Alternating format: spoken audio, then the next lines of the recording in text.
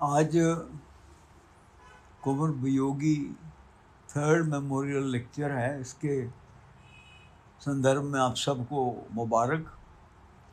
और मुझे आपने ये सम्मान भी दिया, उसके लिए भी ट्रस्ट का मैं बहुत आभारी हूँ।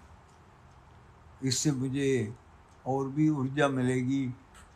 96 साल की उम्र में मैं कोशिश कर रहा हूँ कि डोगरा हिस्ट्री बाहर निकले।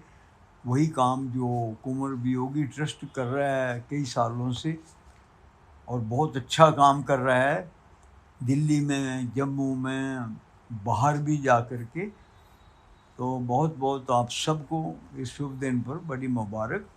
और मुझे बड़ी खुशी तो ये है कि डोगरा हिस्ट्री के ऊपर ट्रस्ट ने बहुत जोर दिया है। कल्चर के ऊपर भी है और हिस्ट्री के ऊपर भी है। और मैं, आपको मालूम है कि फौजी हूँ, महाराजा गुलाब सिंह की फ़ौज का हूँ। महाराजा हरि सिंह ने मुझे कमीशन दिया था 10 सितंबर 1947 को, और तब से मैं रियासत से और फौजियों से जुड़ा हूँ। और दिल्ली में भी मुझे प्रेसिडेंट के मिलिट्री सेक्रेटरी रहने का भी अवसर मिला। तो वहाँ भी जो कुछ मैंने देखा, हो सका, मुझे लगा कि डोगरा हिस्ट्री के बारे में लोग बहुत कम जानते हैं, बल्कि बिल्कुल ही नहीं जानते हैं। जैसे हम हमेशा देखते हैं भारतवर्ष में शिवाजी, महाराणा प्रताप और हमारे रंजीत सिंह जी, हम किताबों में पढ़ते रहे हैं, जानते, बहुत बहादुर हुए, बड़े काबिल हुए, अपने मुल्क के लिए, अपनी रियासत के लिए उन्होंने बहुत काम किया। लेकिन किसी वजह से मैंने देखा डोगरा रियासत जो हमने बनाई, महाराजा गुलाब सिंह ने, जनरल जोरावर सिंह जिनको दुनिया का बहुत नंबर 1 जनरल मानते हैं, उन्होंने हिंदुस्तान में सबसे बड़ी रियासत जम्मू कश्मीर, लद्दाख, गिलगित बल्तिस्तान, टिबेटा, ये नाम था हमारी रियासत का, और 84,000 मुरबा मील, स्क्वायर माइल, नंबर 1, 565 रियासतों में सबसे बड़ी रियासत। और सिर्फ सबसे बड़ी ही नहीं, हिमालय के पार जाकर के, लद्दाख को फतह करके, गिलगित बल्तिस्तान, 22 रियासतें लद्दाख की और 22 रियासतें गिलगित बल्तिस्तान, 44 रियासतें फतह, तिब्बत पर हमला किया, तिब्बत साथ मिला लिया बहुत हिस्सा। बदकिस्मती से जनरल जोरावर सिंह की पीछे से एक गोली लगने से मृत्यु हो गई। अगर शायद वो नहीं होती तो आज तिब्बत भी हमारे पास होता। ये डोगरा का काम है। जिस डोगरा, ये founders of the Dogra Gulab Singh Zorawar Singh, और ये आखिर में उन्होंने 101 साल राज किया। और उस रेजिमेंट जिसने 40,000 की शहादत दे दी 1949 तक, जब 47-48 में हमारे पर पाकिस्तान से अंग्रेज़ों ने हमला करवाया, उसमें भी हमने बचा ली और पूरी रियासत भारतवर्ष के साथ 26 अक्टूबर को मिला दी। तो ये डोगरा की कहानी है, लेकिन हमारी अपनी किताबों में नहीं है। हमारे जम्मू कश्मीर रियासत में मैंने कहीं नहीं देखा किताबों में, करिकुलम में बिल्कुल नहीं है। अब यूटी बन गई है और यूटी में भी कुछ नहीं अभी तक हुआ। तो ये बड़ी खुशी है कि ये मेमोरियल ट्रस्ट जो कुंवर वियोगी, दूसरे भी संस्था बहुत कोशिश कर रही हैं, लेकिन अभी तक कामयाबी नहीं हुई। तो मैं आज इस दिन, शुभ दिन पर ये ज़रूर कहना चाहूँगा, मैं आपको बताऊँगा एक फ़ौजी होने के नाते कि क्या बहादुरी की हैं इन्होंने और किस तरह से इस रियासत को बचाया है। फिर भी हमारा नाम जहाँ होना चाहिए वहाँ नहीं है। अगर कहीं किसी ने, शायद वजह ये है कि डोगरा हमारे लोग पढ़ते ही कम हैं, अपनी हिस्ट्री फिर लिखते भी कम हैं। तो अगर पढ़े नहीं हम, तो जो किसी ने लिखा है वो सही लिखा है, गलत लिखा है, पूरा लिखा है, कम लिखा है, वो हमें पता नहीं रहता। इसलिए आज के दिन, इस शुभ दिन पर मैं ये अपील भी करना चाहूँगा कि डोगरा को अपनी हिस्ट्री जाननी चाहिए और पढ़ना चाहिए, किताबें पढ़नी चाहिए और ये भी देखना चाहिए कि हमारी हिस्ट्री ठीक लिखी गई है। अगर कहीं नहीं लिखी गई तो उसको ठीक करके दोबारा ठीक भी करवाना चाहिए। तो ये भी एक बड़ी आज के दिन संकल्प करने की ज़रूरत है, लेने की ज़रूरत है। डोगरा एक ऐसी कौम है जो जम्मू कश्मीर में, जम्मू के पूरे सूबे में, पंजाब की जो हिल स्टेट थी वहाँ, और हमारे जम्मू जो पाकिस्तान है इसके इलाके में मिलते इलाके, जो सियालकोट था, उधर झेलम, गुजरात, इधर शकरगढ़ तक, ये सब डोगरा लोग थे। फ़ौज में ज़्यादा भर्ती ही होते थे और हमारी रियासत में काफ़ी फ़ौज थी, 6-7-8 हज़ार। सबसे ज़्यादा फ़ौज तो हमारी JNK रियासत की थी, जिसने बहुत बहादुरी लड़ाइयाँ लड़ी हैं सारी, वर्ल्ड वार 1, वर्ल्ड वार 2। लेकिन बहुत बड़ी कंट्रीब्यूशन हमारी अपनी रियासत के बनाने में और 101 साल उसको संभालने में लगे हैं, बहुत कुर्बानियाँ दी हैं। अब अंदाज़ा लगाओ कि इतनी सर्दी होती है, सियाचिन के आप सुनते रहते हैं, करगिल की लड़ाई आपने देखी है, आपको टेलीविज़न पर देखा है, कितनी सर्दी थी। तो सब इलाकों में डोगरा फौज ने महाराजा गुलाब सिंह और फिर जनरल जोरावर सिंह के नीचे वहाँ लड़ाइयाँ करके स्कर्दू, गिलगित, बल्तिस्तान, ये सब हमने जीते और रियासत बनाई। और फिर बहुत तो नुकसान हुआ हमारा, तकरीबन 2000 तो आखिरी लड़ाई में जब पाकिस्तान ने, अंग्रेज़ों ने पाकिस्तान से मजबूर करके उनको कि जम्मू कश्मीर पर हमला करो। क्यों? क्योंकि अंग्रेज़ चाहते थे कि अगली लड़ाई जो होगी वो शायद इंडिया में होगी, तीसरी जंग, थर्ड वर्ल्ड वार, और वो होगी गिलगित बल्तिस्तान में, शायद उस इलाके में। तो उसके लिए उन्होंने 1931 में ही शुरू कर दिया था, जब महाराजा हरि सिंह जी ने राउंड टेबल कॉन्फ्रेंस में बोल दिया कि हम कॉन्फेडरेशन चाहते हैं, जैसे अंग्रेज़ लोग आप आज़ाद हैं तो हम भी आपकी तरह ही आज़ाद रहना चाहते हैं, हम कॉन्फेडरेशन बना के रहेंगे।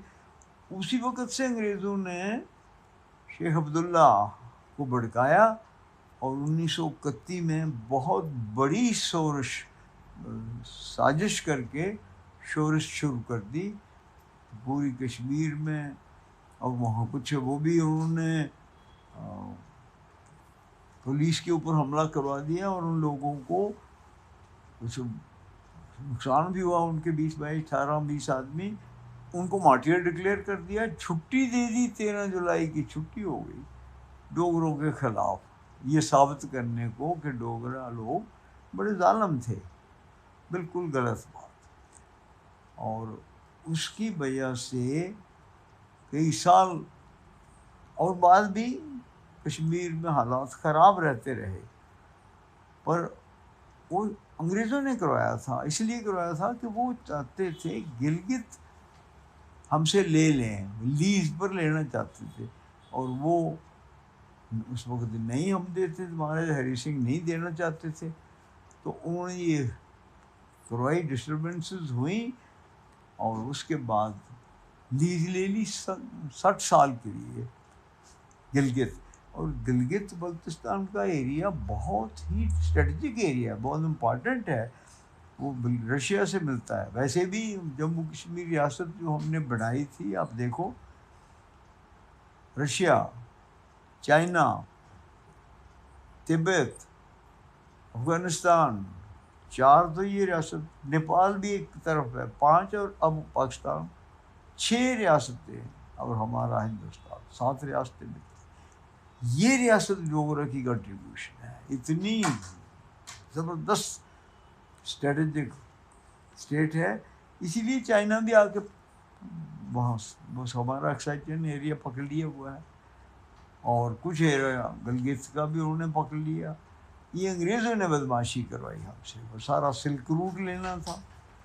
इस वास्ते हमें काफ़ी परेशानियां होने के बावजूद भी 47 में भी जब उन्होंने हम पर हमला करवा दिया, तो उसमें इंडियन आर्मी को हम चाहते थे आए, लेकिन माउंटबेटन ऊपर बैठा था, वो नहीं चाहता था कि इंडियन आर्मी जाए, क्योंकि वो चाहता था कि जम्मू कश्मीर पाकिस्तान से मिल जाए। वो आया भी था, महाराजा हरि सिंह जी को बोला कि आप पाकिस्तान में ज्वाइन हो जाओ, अगर करोगे तो इंडियन लीडरशिप बुरा नहीं महसूस करेगी आप।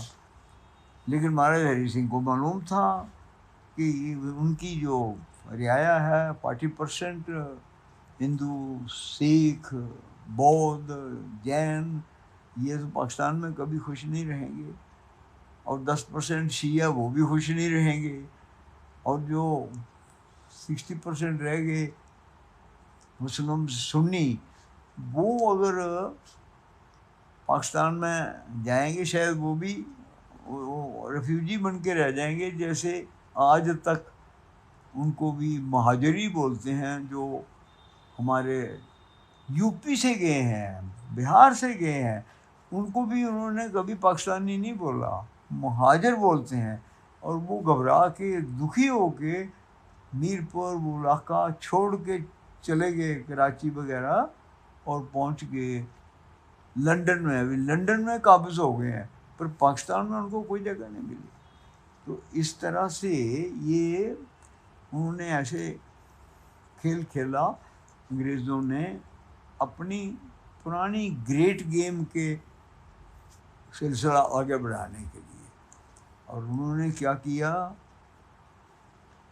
10,000 कवाली, पाकिस्तान आर्मी, एमनीशन गाड़ियाँ, 6,000 कश्मीर के ऊपर, श्रीनगर, महाराजा हरि सिंह को पकड़ के दस्तखत करवा के उनका इलाक़ करवाना, एक्सेशन करवाना, 2,000 गुलबर्ग को के ट्रैक पर भेजे कि वो जाके पीर पंजाल कोट, वो जो बनिहाल के टनल ऊपर है, उनको पकड़ना, और 2,000 उन्होंने टिटवाल की तरफ भेजे, ताकि वो वहाँ बांडीपुर तक आके यहाँ सारे फौज मिलेंगे। ये पाकिस्तान की प्लान थी, जो 21-22 अक्टूबर 1947 को उनने हमला कर दिया।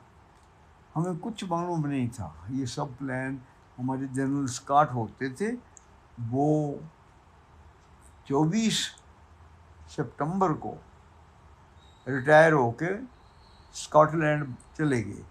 पर वो फौज हमारी पूरे बॉर्डर 800 किलोमीटर पर 8 पलटने, 6,000 फौज थी हमारी, वो लगाई हुई थी। और ये बताते थे हमें, और मैं भी उस वक्त फौज में था और श्रीनगर में था, महाराजा हरि सिंह के वो एडवाइज़र थे जनरल स्कॉट, वो बोलते थे कि पाकिस्तान हमला नहीं कर सकता, इस हमले की पोजीशन में नहीं है वो, क्योंकि पाकिस्तान आर्मी अभी कहीं कलकत्ता में बैठी है, कोई मद्रास बैठी है, उनको आने को टाइम लगेगा। लेकिन ये भी चालाकी थी, वो हमें बताते थे, लेकिन उन्होंने फौजों जो इस हमले के लिए चाहिए थी वो जून महीने से ही शुरू कर दिया था। जैसे ही महाराज हरि सिंह जी ने कहा कि हम सोचेंगे, और जब उन्होंने कहा बात करेंगे, अभी 2-3 दिन आप आराम करो, माउंटबेटन को बोला, तो जब परसों आप जाएंगे तो हम सोच लेंगे।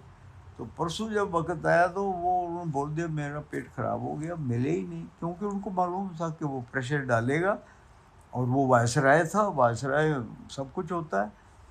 पर इतनी चालाकी से, इतनी समझदारी से महाराज हरि सिंह जी ने अपनी रियासत बचा ली। बल्कि उसके बाद उन्होंने देखा कि ये संभालना मुश्किल है। जो भी रिपोर्टें आ रही थी वो पता लग रहा था जुलाई में कि शायद पाकिस्तान प्रेशर डालेगा, हम उसको संभाल नहीं पाएंगे। तो 18 जुलाई को उन्होंने अपने डिप्टी प्राइम मिनिस्टर बत्रा को दिल्ली भेजा। जुलाई को 15 अगस्त से पहले नेहरू जी के पास के हम एक्सेशन तैयार हैं, हमारा एक्सेशन कर लो। तो उन्होंने कहा नहीं, आप शेख अब्दुल्ला के पास।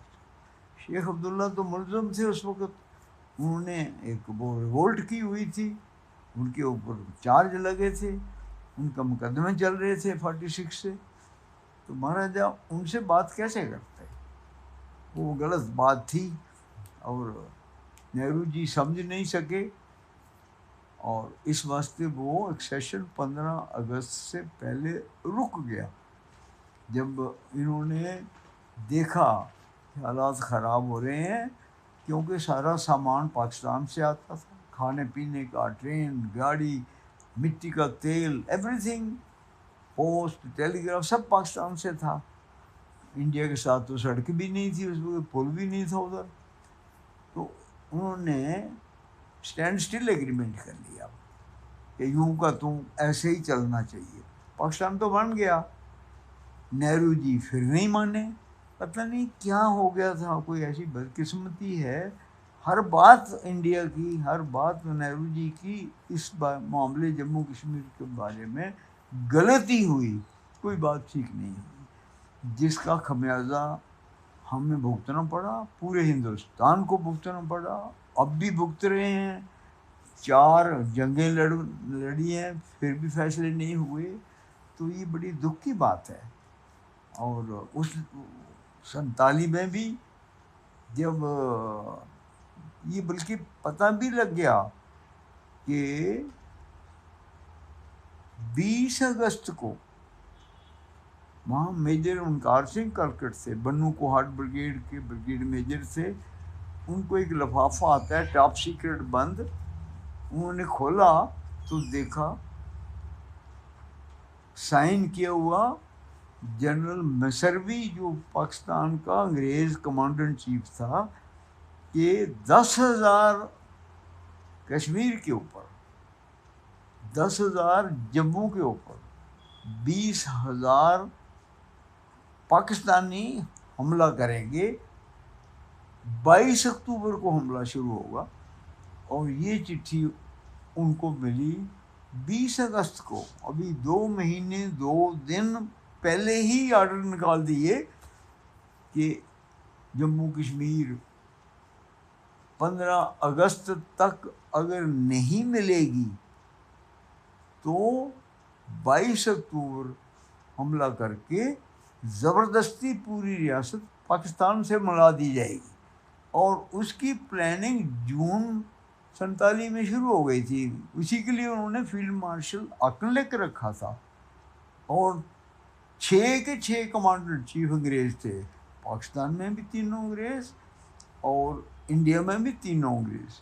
और उनके ऊपर हमने एक और गलती की, माउंटबेटन को भी हमने रख लिया। तो माउंटबेटन उनके ऊपर गवर्नर जनरल बैठे हुए थे। तो जिससे क्या हुआ कि हमारे इख्तियार में कुछ नहीं था, अंग्रेज़ ही हुकूमत कर रहे थे, वही हमला भी करवा रहे थे और वही इधर से लड़ाई भी लड़वा रहे थे। इस हालत में इस रियासत को नेहरू की सरकार ने छोड़ दिया।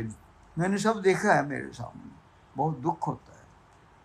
और फिर 22 की रात को एक और बड़ी बदकिस्मती हुई कि हमारे ब्रिगेडियर रहमतुल्लाह होते थे, वो पकड़ंगा में रहते थे और जब हमला हुआ तो वो वहीं थे, पर उनका बेटा असलम, कैप्टन असलम, वो 4 JNK में था और वही कर्नल नारायण सिंह समयाल उनके नीचे था वर्ल्ड वार 2 में, और जैपनी के खिलाफ बर्मा में लड़ाई में बहुत अच्छा काम किया था। हमें 4 JNK बड़ी बहादुर बटालियन थी हमारी, वो मुजफ्फराबाद में लगाई थी। वो आधी हिंदू डोगरा थी, आधी मुस्लिम डोगरा थी, और वहाँ भी उन्होंने 5 मिलिट्री क्रॉस जीते हुए थे। पहले भी यही पलटन जनरल जोरावर सिंह के साथ थी। मैं तब बस्तीराम कमांड करते थे इनको, वो किश्तवाड़ के थे। और बाद में भी हुसैना बालमन में भी उसने बहुत अच्छा काम किया, पाकिस्तान का एक ब्रिगेड ख़त्म कर दिया, जिसकी वजह से हमारी एक ही regiment, Jammu Kashmir regiment, Indian army की रेजिमेंट बन गई। 4 JNK की काबिलियत, वो अंग्रेज़ पाकिस्तान का पूरा ब्रिगेड ख़त्म कर दिया हुसैन वाला में, पंजाब में। वहाँ पर एक हाईएस्ट अवार्ड जो भारत रत्न के बराबर होता है, अशोका चक्र 1, हमारे जवान को मिला, जो नौशहरा का है पहला अवार्ड। तो वो जब देखा कलकट ने, वो घबरा गए। उन्होंने टेलीफोन किया, ब्रिगेडियर उनका आगे गया हुआ था पिकेट के ऊपर कहीं बाहर बनूं, तो उन्होंने बोला ऐसा है। तो उन्होंने कहा कि चुप रहो, अगर तुमने किसी को बताया तो तुम वापस इंडिया नहीं जा सकोगे। और फौरन आके उसको हाउस अरेस्ट कर दिया। किसी तरीके से 18 अक्टूबर को, मतलब 20 अगस्त को लेटर देखी थी उसने, 18 अक्टूबर को 2 महीने के बाद करीबन वो अपने दोस्तों की मदद से कहीं हवाई जहाज़ पर पहुंचा, निकल गया। और अम्बाला में लैंड करके लेट हो रहा था, उसको पता था कि हमला हो जाना है 22 को, तो 18 हो गई है, 4 दिन रह गए हैं।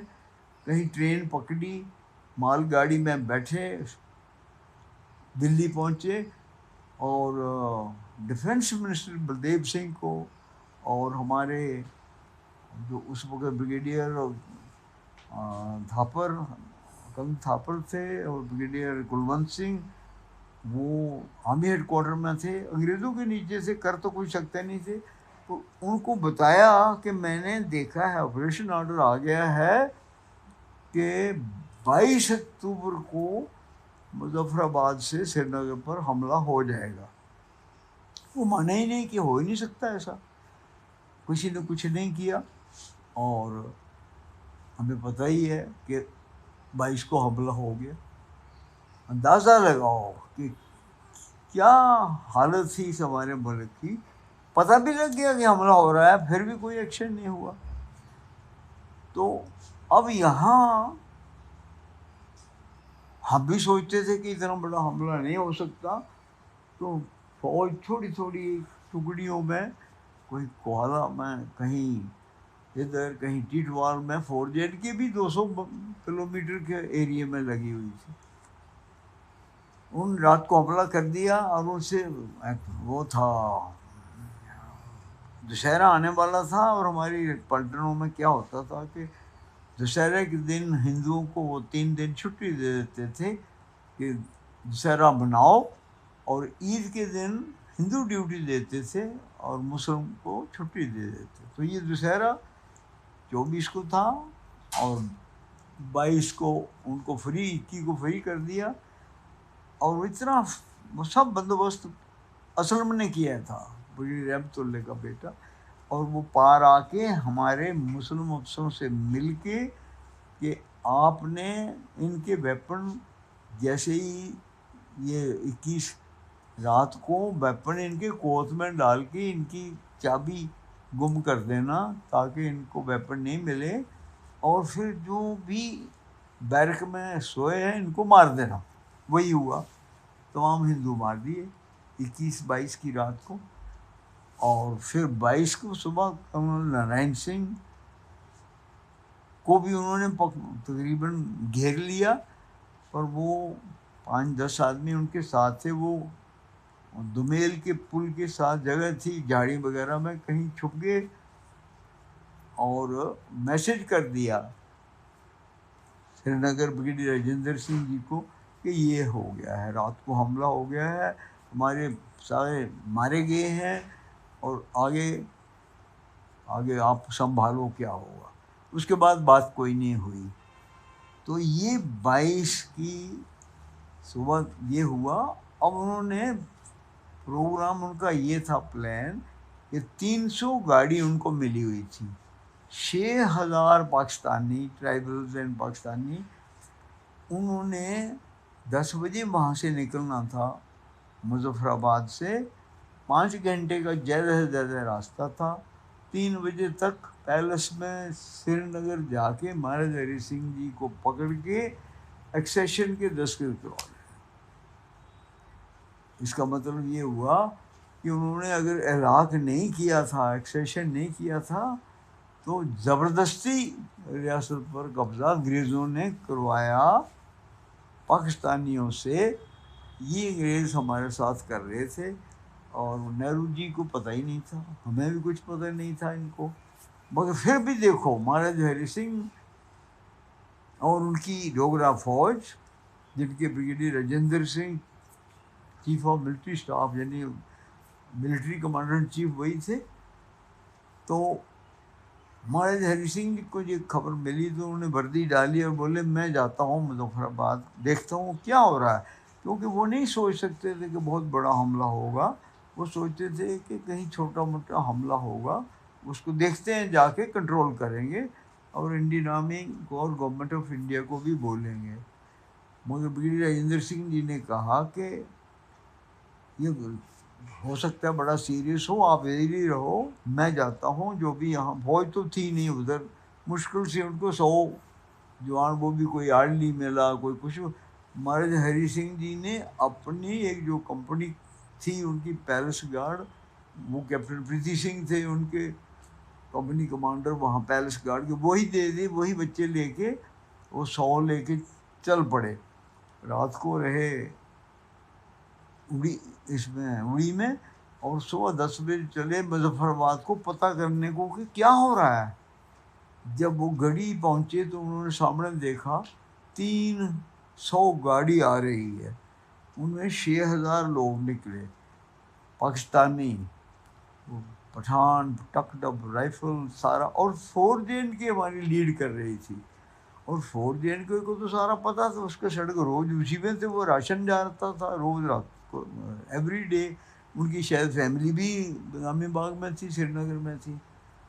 तो जब वो आ गए तो ब्रिगेडियर राजेंद्र सिंह जी ने कहा, 60 आदमी थे कुल, कि आप एक प्लटून 30 की सड़क के ऊपर दरियाए जेलम की तरफ, दूसरे 30 जवान कैप्टन सूबेदार दुनीचंद के नीचे बाएं वाली पहाड़ी पर, और कैप्टन प्रीति सिंह कमांडर उनको बोला कि जैसे ही गाड़ी आए इतना फायर करो कि गाड़ी सड़क के ऊपर ही कुछ गाड़ियाँ बर्बाद हो जाएं, रोड ब्लॉक हो जाए, ताकि हमें टाइम मिले और हम हिंदुस्तान आर्मी का भी कोशिश करें कि वो जल्दी से जल्दी आके श्रीनगर को बचाएं।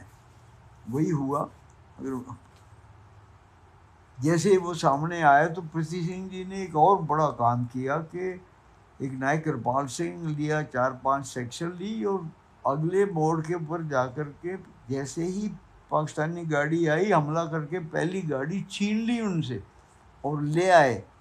जब वो ला रहे थे तो बाएं से अपनी प्लटून, दाएं से दूसरी दुनीचंद की प्लटून, वहाँ हमारे एनडी जमाल जो पद्मश्री हैं, अभी पुलिस डीएसपी में रिटायर हुए बाद में, वो भी दुनीचंद के साथ देखे, और उनको बोला हुआ था कि फायर करो। जब पाकिस्तानी मार्किंग की गाड़ी देखी, इतना फायर हुआ कि वो गाड़ी तबाह हो गई। बल्कि उसमें 4 जवान हमारे भी मारे गए, डाई कृपाल सिंह सेक्शन कमांडर भी मारा गया और कैप्टन प्रीति सिंह भी जख्मी हो गए। मगर उन्होंने बड़ी होशियारी से गाड़ी के अंदर से एक वर्दी खोल के सफ़ेद बनियान निकाल के उसके ऊपर राइफल के ऊपर बताई कि हम अपने हैं। तो उन्होंने गाड़ी वहाँ मारी पहाड़ के साथ, और वो पक्का रोड ब्लॉक बना दिया और खुद निकले।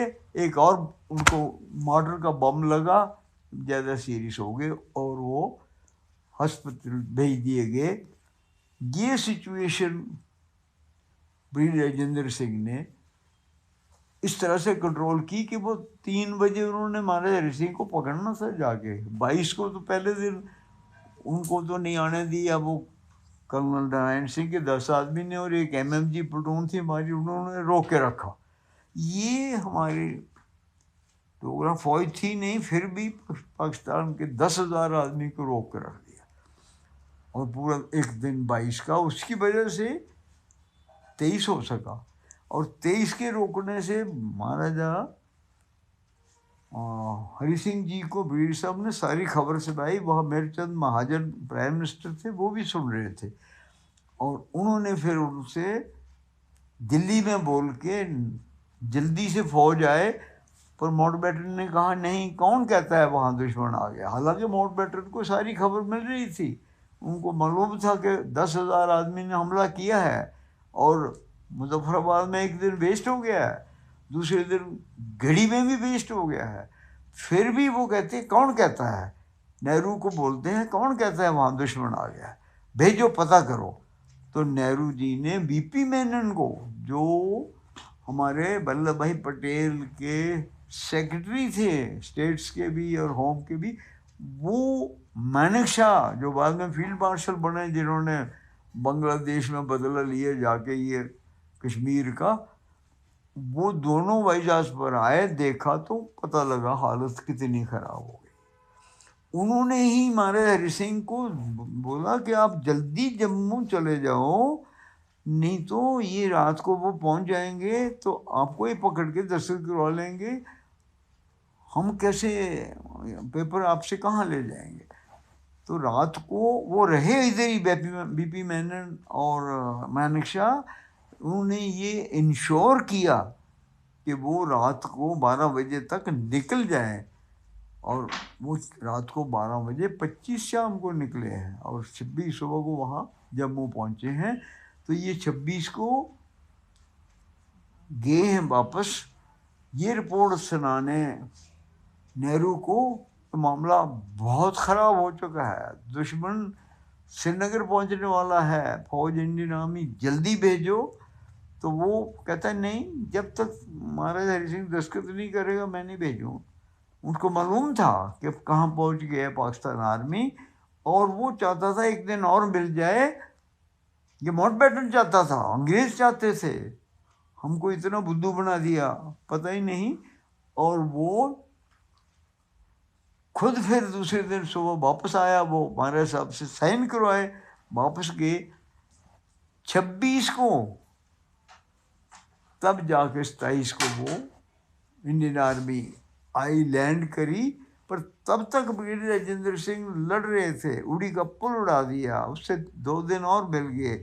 फिर वहाँ महुरा की लड़ाई लड़ी, महुरा में भी किसी वजह से वो जब दुश्मन आ रहा था तो वहीं जो उस पर बैठे थे इलेक्ट्रीशियन, उन्होंने वो समझा कि दुश्मन आ गया, हालांकि दुश्मन तो नहीं आया था, अभी वो बाद में था। वो उन्होंने सारा स्टेशन उड़ा दिया, ख़त्म कर दिया, बिजली ख़त्म पूरे। मैं भी उस श्रीनगर था, देखा बिजली ख़त्म हो रही है, बस उसके बाद बिजली आई नहीं कई महीने। तो दूसरे दिन उन्होंने रामपुर बुनियार में लड़ाई लड़ी पूरा, और बहुत नुकसान किया, कहते हैं 1,000 पाकिस्तानी मारे गया वहाँ। और रात को जब निकल रहे थे 26 की रात को 2 बजे उस वक्त पाकिस्तान ने एम्बुश कर लिया और दरख्त काट के पत्थर सड़कों पर, और जो गाड़ियाँ जा रही थी उनके ऊपर दाएं बाएं से इतना फायर किया और ड्राइवर मर गए, कैजुअल्टीज़ हो गई, जख्मी बीच थे वो मर गए, पीर राजेंद्र सिंह भी मारे गए, वहाँ पर जख्मी हो गए। उन्होंने कहा मुझे पिस्टल दे दो, मुझे महाराज हरि सिंह जी का हुक्म था कि you will be the last man and the last bullet, ये मेरा पिस्टल। और वो वहीं रहे, वो वाकई लास्ट मैन तक लड़ते रहे। 2 बजे तक उस सड़क पर कोई नहीं बारामूला को आ सका। 27 तारीख सुबह 7 बजे पहली गाड़ी पाकिस्तान से बारामूला पहुंची है। ये फैक्ट बात है। दाएं बाएं से लोग, कोई लोकल या कुछ, वो कहीं बारामूला के पास पहुंच गए, लेकिन 27 सुबह तक कोई मेन रोड पर ब्रिगेडियर राजेंद्र सिंह और डोगरा फोर्सेस ने किसी को नहीं आने दिया, जिसकी वजह से कश्मीर बच गया, एयरपोर्ट बच गया। और तब तक वो फौज आने शुरू हो गई। अंग्रेज़ों के हिसाब में था कि शायद उनको बोला था कि लैंड नहीं करना, पहले देखना कि दुश्मन के पास तो नहीं है एयरपोर्ट। उनको ख्याल था कि तब तक दुश्मन के पास मतलब पाकिस्तान के पास हो जाना चाहिए था, इसलिए बोला आप ऊपर से देखना, अगर एयरपोर्ट दुश्मन पहुंच गया है तो वापस आ जाना। ये हुक्म था नेहरू जी का, बलदेव सिंह जी का अपनी फौज को, मगर वो तो बारामूला से आगे जाने ही नहीं दिया हमारी फौज। इस वजह से 9 बजे फौज लैंड हो गई और सिख पलटन थी, राय कर्नल थे वहाँ पर, हमारे कश्मीर सिंह कटोच थे, वो एडवाइज़र थे उस वक़्त महाराज हरि सिंह जी के। उन्होंने उनको बोला कि आप यहाँ टाइम मत वेस्ट करो, अब सीधे बारामूला चले जाओ। वो वहाँ आए तब बारामूला में लड़ाई हो रही थी, दिलेर थे, बहादुर थे, आगे बढ़े, गोली लगी, मारे गए। तो मगर कश्मीर बच गया। उसके बाद फिर भी लड़ाई हुई, पर इंडियन आर्मी आ गई, फिर उन्होंने संभाल लिया। पर डोगरा फौज ने पूरी रियासत 26 को इंडियन आर्मी को और पूरे भारत को दे दी। ये डोगरा, जम्मू के डोगरा की बहादुरी का, मगर किताबों में कुछ बहुत कम है, बच्चों को कुछ मालूम नहीं। मैं लंदन गया, वहाँ लेक्चर दिया, वो बड़े अच्छे बच्चे काबुल, वो कहते हैं हमें कुछ पढ़ाया ही नहीं है, हमारे यूनिवर्सिटी में, कॉलेजेस में कुछ नहीं है इसके बारे में। जनरल जोरावर सिंह कौन थे, हमारे गुलाब सिंह कौन थे, हमारे हरि सिंह कुछ नहीं है, हमारे रणबीर सिंह कौन थे, जनरल बाज सिंह, ये देखो, ये इनके बारे में ये सबको पता होना चाहिए, कुछ पता नहीं। तो मैं समझता हूँ कि ये हमारे मेमोरियल ट्रस्ट जो हैं बहुत काम कर रहे हैं, जो हमारी गवर्नमेंट नहीं कर सकी, एजुकेशन डिपार्टमेंट नहीं कर सके, NCERT में कुछ नहीं हुआ, हमारा बोस ने कुछ नहीं किया। अब कम से कम ये ट्रस्ट है, उम्मीद है कि हमारी हिस्ट्री जो बिल्कुल दिखी नहीं गई उसको निकालेंगे, तभी मैं समझता हूँ इन मेमोरियल ट्रस्ट का भी फ़ायदा है। मैं आप सबको बहुत बहुत बधाई देता हूँ और आशा करता हूँ कि ये ट्रस्ट आगे बढ़ें और हमारी ये कहानियाँ लोगों तक पहुँचाएं। बहुत बहुत धन्यवाद। Please comment, like, share and subscribe to our channel for weekly content of poetry, music videos, artist interviews, roundtables and cultural dialogues.